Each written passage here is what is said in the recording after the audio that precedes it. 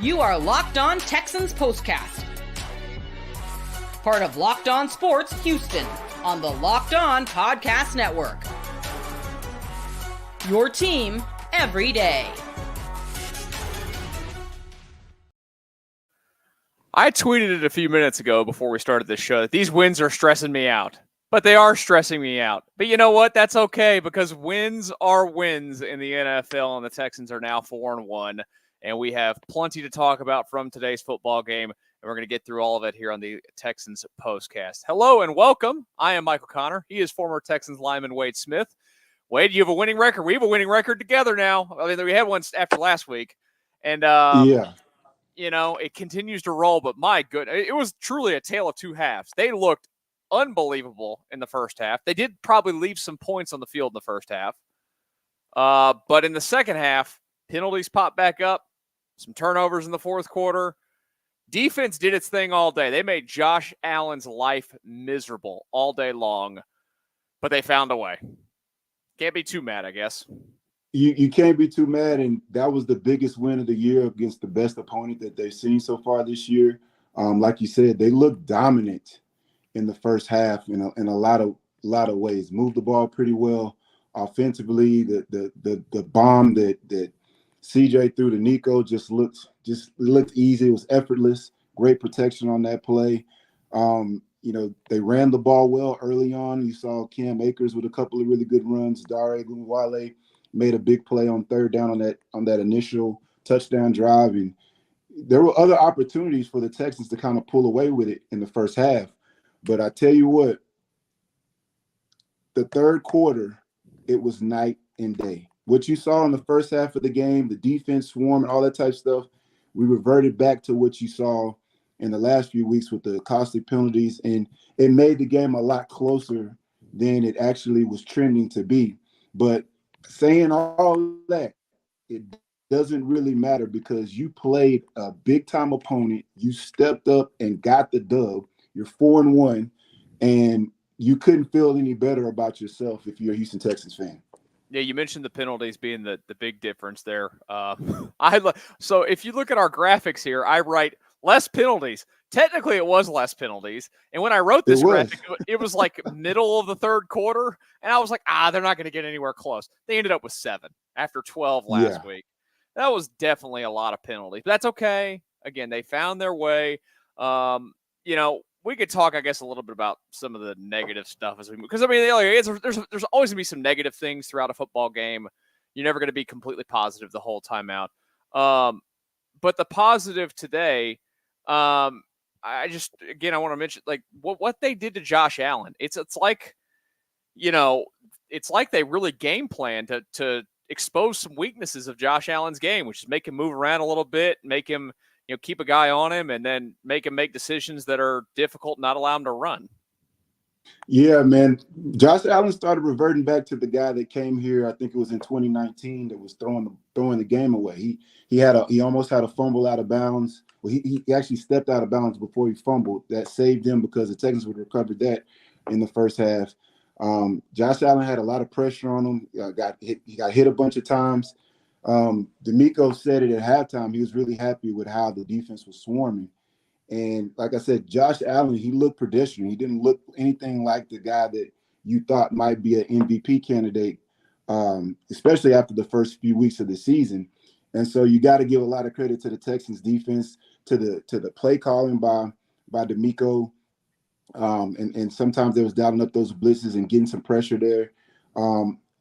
I mean, honestly, in that first half of the game, a lot of the good plays that the Bills were getting was off of a missed tackle here, a missed tackle there. That's really the story of the game defensively. If the Texans were more sure on their one-on-one open field tackling, I don't think the Bills, they might have scored 13 points, maybe 10 points in that game, because there was a big play by Cook. He broke a tackle by Al-Shaair, and got a long run off of that. And then you see the play that happened with Keon Coleman where he broke the tackle of Lassiter and took that in for a touchdown later on in the game. Like, the Texans were where they needed to be throughout the game. And for the most part, they were swarming and making a lot of tackles, stopping them in the run game when they were leaky early in the game. And then all of a sudden they just shut that down. And so I was really happy with what I saw defensively out of the Texans. They tried Stingley a few times. He was up for the task. Like, when you look at the offense that they were playing against, it's one of the better offenses in the league. And you hold them to 20 points. And some of the times that they were actually scoring on drives where you had personal fouls, things like that helped them along. So I just thought that overall the defense did well for the Texans. Defense definitely did his thing. Like you mentioned, that they might not they'll go look at the box score and there's only one sack in it. That's okay. I think Ian Eagle mentioned it at the end of the game on the broadcast, or it was Charles Davis that mentioned it. They want to get sacks and everything. You want to have those numbers. You want to make your Pro Bowls or whatever. And today was just not one of those days where the sack numbers came up, but they were affecting the football game all day long with what they were doing. The thing that is going to linger from this game, we'll see what the quotes are maybe at some point here in the next couple of minutes from DeMeco Ryans. Obviously, Nico Collins hamstring today. Has a huge touchdown pass. It's a guy that's on pace for a 2,000-yard season this year and has played like the best receiver in the NFL this year. This would be a massive – they still have weapons, but this would be, I think, if I'm pegging all their weapons, I think this is clearly – what a shock, right? The best receiver on the team. If you lose him for an extended period of time, they're going to get tested a little bit here. Yeah, I tell you what, man, when Nico went down, I was like, oh, man, you could tell that when he was walking into the tunnel that it didn't look good. And so they quickly came out and said he had a hamstring. He was dealing with the hamstring in previous weeks of this, was still able to play. And so, but the good thing that was encouraging was that on those subsequent drives when he went out, they were able to find Tank Dell a couple of times. They were able to find Stephon Diggs. Later on in the ball game, they were able to find Xavier Hutchinson a couple of times in those same spots where you would have still been you would have found Nico Collins. So that's a good sign. Within the actual scheme of what the offense is and what they can do, they're still finding guys open. There's nobody that finishes after the catch like Nico Collins does, so you can't really replicate that.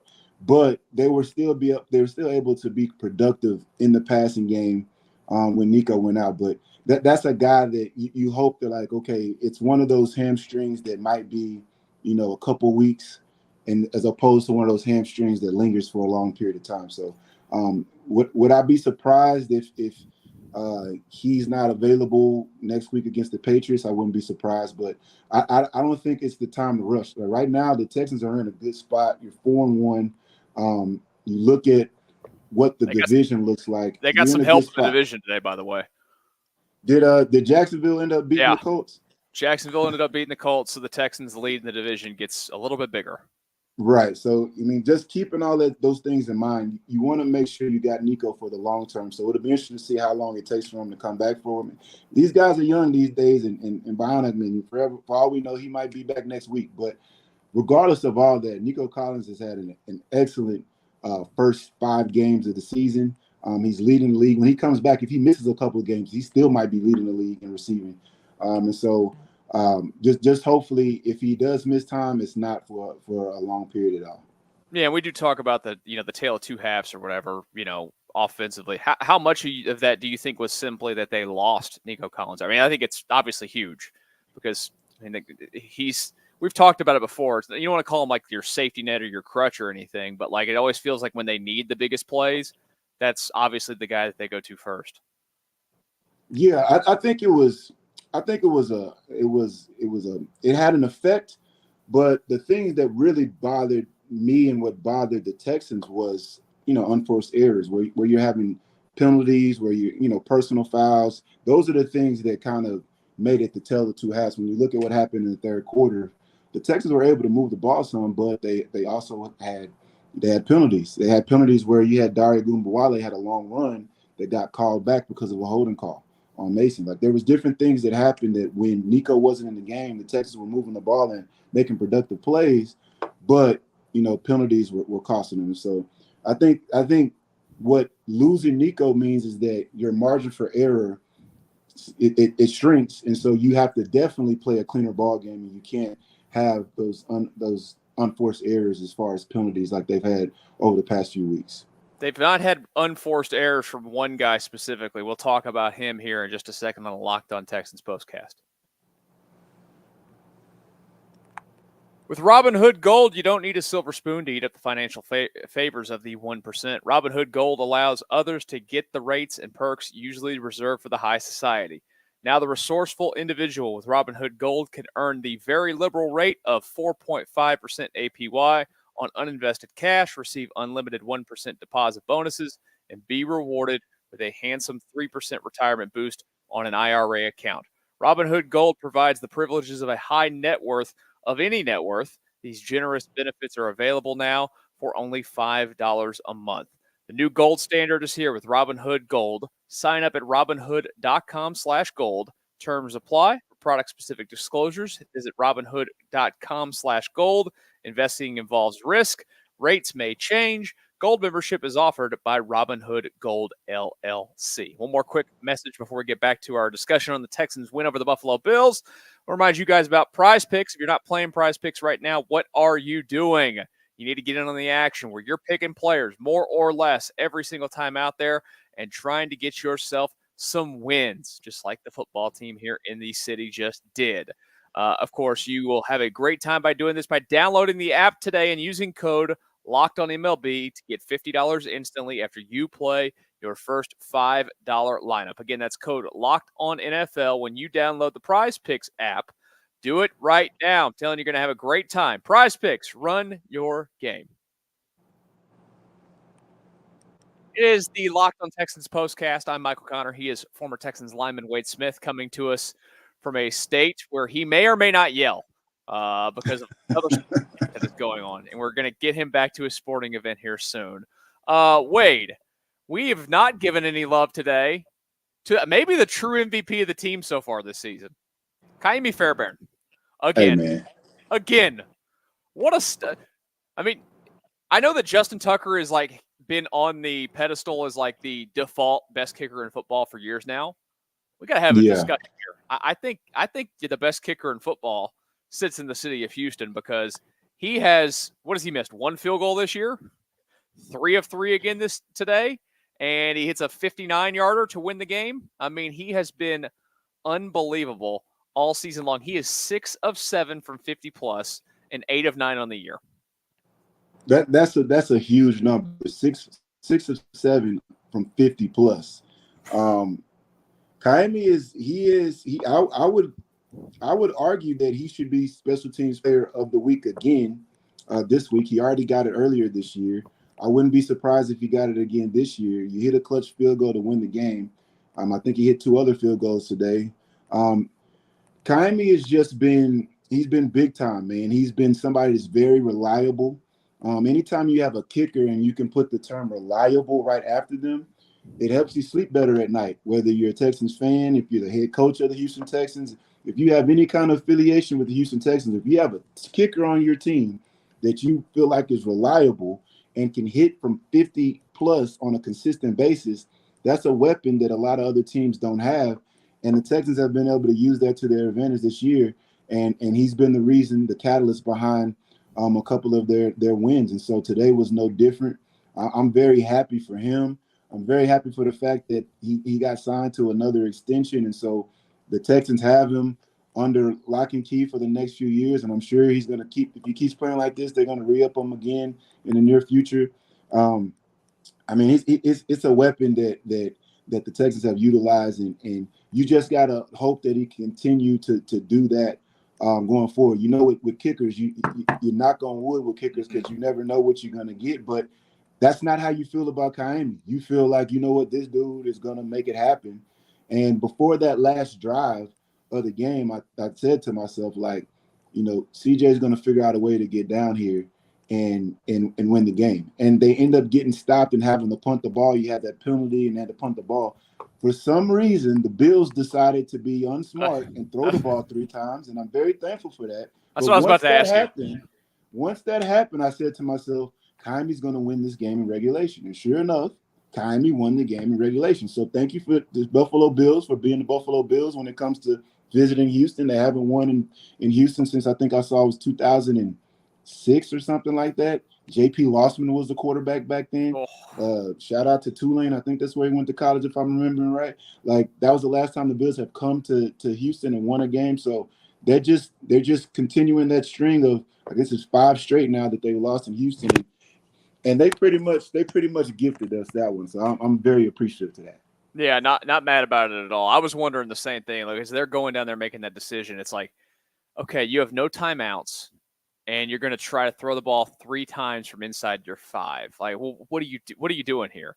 But as you mentioned, like in the Sean McDermott era, there in Buffalo, when you watch them, it seems to always be the case is that they have some sort of coaching decision in a football game that backfires. That's why they've never really gotten over the hump necessarily. Yeah, I'm trying to figure out like what was the benefit or the risk reward in that situation just wasn't there. To me, you run the ball a couple of times, you take it to overtime. If you run the ball on first down and you break a long run, now you can think about throwing the ball downfield and trying to get in field goal range. But by you throwing the ball 3 times from your end zone, I felt like it was lightweight disrespectful to the D-line for the Texans because anything can go wrong. You get a holding penalty in the end zone, game's over. That's a safety. Step out the back of the end zone. You step out the back of the end zone, that's a safety. There's so many things that could have went wrong. Get a sack, that's a safety. Game over. Like there's a lot of things that could have went wrong. And if I'm remembering right, they were either in 4 or 5 wide sets. So they were basically saying, come get us. And the Texans applied some pressure and there was 3 straight incompletions. But once that happened, it was like, all right, you're gifting us the game in regulation. We appreciate it. I think it was Woods that had the punt return. Robert Woods had the punt return. Hey, interesting day for him. A good one, a really bad one, and a good one. Hey, I don't know what he was thinking on the previous punt return where he catches it at the 3-yard line or whatever it was. But he made up for it on the next opportunity, had a nice return, got the Texans. Basically, they just needed about 10 yards to get themselves in position to get the field goal to win the game. And that's what ended up happening. So, man, I'm very excited about what the Texans were able to do. I'm very thankful for the Bills for being the Bills when it comes to coming to Houston because the Bills they're one of the contenders. They came into this game, both teams are 3-1. This was going to be a big deal as far as seeding when you're talking about playoffs down the line. Having that head-to-head victory against the Bills, that's a big deal for the Texans. And so, you want to have a scenario where the fact that the Texans still have the Chiefs on the schedule, they still have the Ravens on the schedule, all the teams that are going to be right there at the end, you have an opportunity to create a situation where you might have a first-round bye, where you're going to have maybe multiple home games, which has never happened in Texans history to have multiple home games back-to-back weeks. So it was a big win for the Texans, and I'm just looking forward to see what happens as the season goes along. And like you said, it's what Buffalo seems to do when they come to Houston. I'm telling you, it's the sports gods making us even for 35-3 for the Oilers back in the day. And hey, the uniform. Don't bring that up. Don't bring that up, man. I was like 3 years old at the time, so I didn't even see it. It's okay. I've seen it since. I've watched it. I watched that game live and was in complete shock and told my mom, because I was living in Dallas at the time. Yeah. I was a Oilers fan. I loved Warren Moon and the run and shoot and all the receivers they had. So I was just like, I used to watch the Oilers all the time. And they were up 35-3. I was like, yeah, Mom, I guess this game is over. But I was still watching, and then here comes Frank Wright, doing what he does, and they come back, and eventually my mom comes back in the room. I said, Mom, it's 38. I think it was 41-30. I was like, they came all the way back. It was sickening. So yeah, there's plenty of W's that are owed to the city of Houston.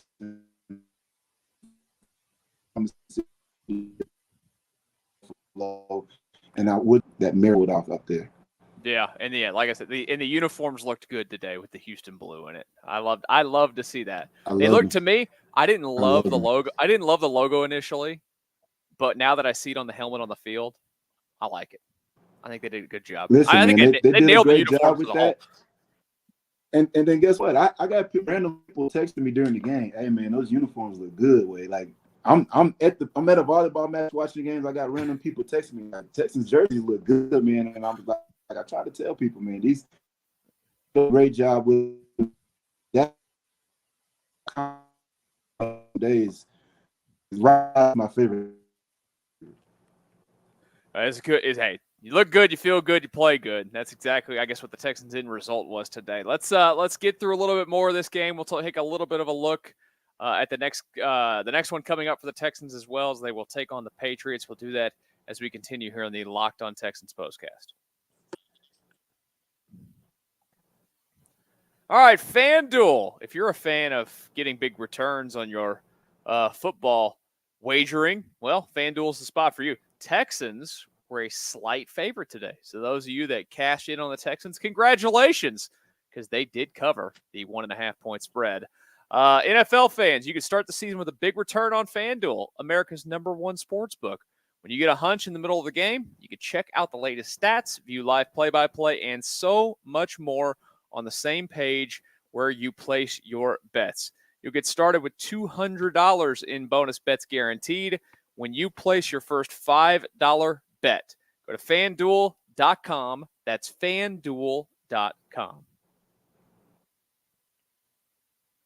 All right, the Locked On Texans Postcast. We continue here on a Sunday afternoon. The Texans are in a stretch of games where this is noon games all over the place. Wade, you played a lot of noon games in your career because for some reason they never put the Texans on TV back then. But they eventually started to. The Texans will come up on a stretch. They are playing 3 more games in a row that are noon games, and then we'll have 3 straight primetime games where there's a Thursday night, a Sunday night, and a Monday night all in a row. And that will conclude with the Dallas Cowboys in there. That's far away. But they get the win today. C.J. Stroud, throws for a lot of yards. What did you think of his fourth quarter overall? I mean, look, he had a fumble. The interception was not good. But when he did need to make some of the throws, I mean, the overall game I thought was tremendous today. There was just a couple of mistakes here and there.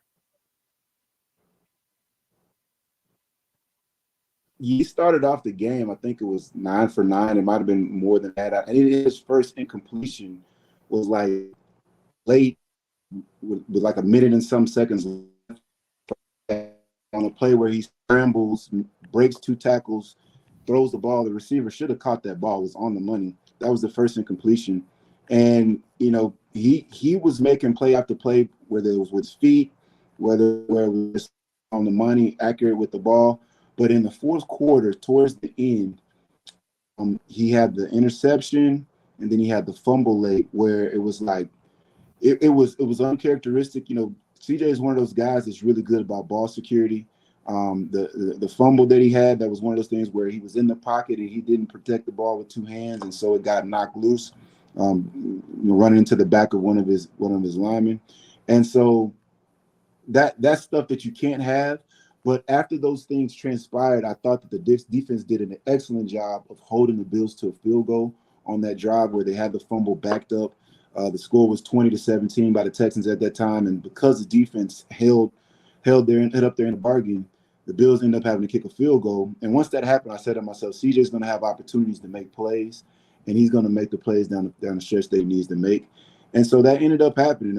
It didn't happen exactly how you would have wanted. They moved down the field, and they were ready to cash in initially. Then you have the penalty. And I don't know about that intentional grounding call. I don't know about that call because I was with there's you. a lot of times that receivers and quarterbacks get on different pages, and they let him make it because he threw the go route, but he thought he was supposed to break it out, or he threw the stop, but he thought he was supposed to do the go route. And that's exactly what it was. It was an option route by the receiver. The receiver broke in instead of out.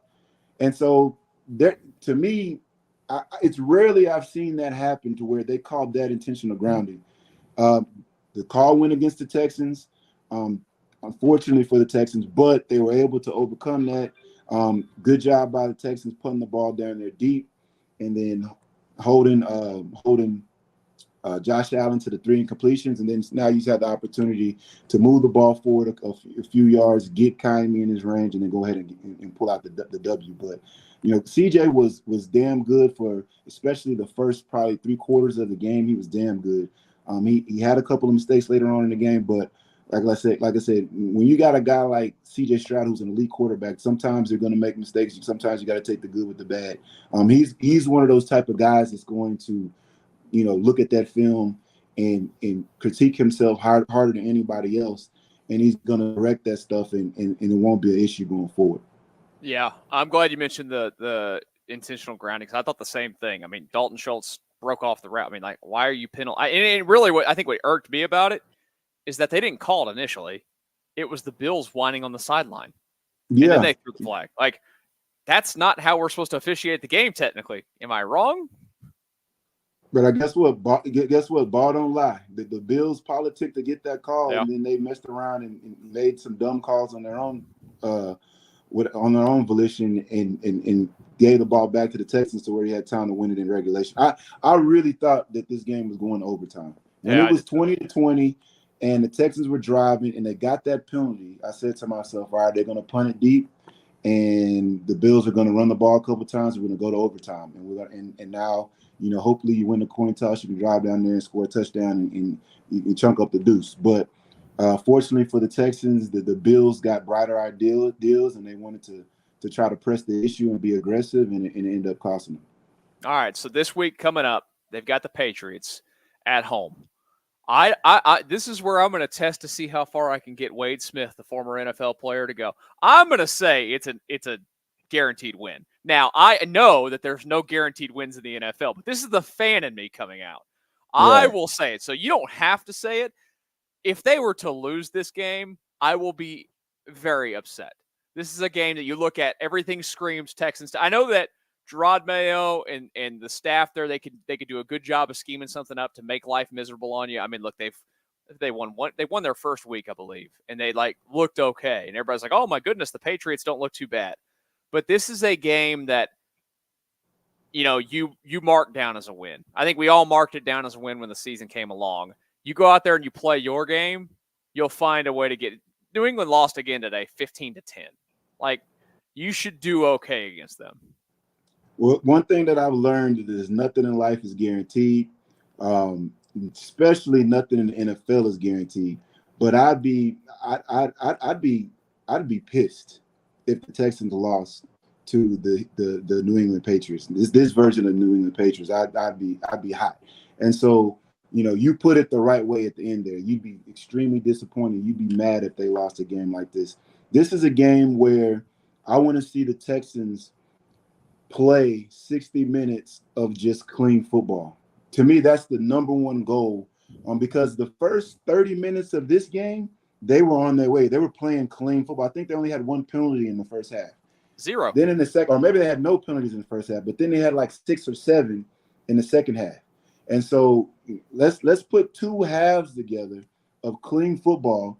And because you're better than the Patriots, because you have better football players and you have guys that just play a better brand of football, more talented, more physical, all of these different things that matter when it comes to football, the scoreboard is going to be what it needs to be. You're going to win by 10. You're going to win by 17 or whatever it may be.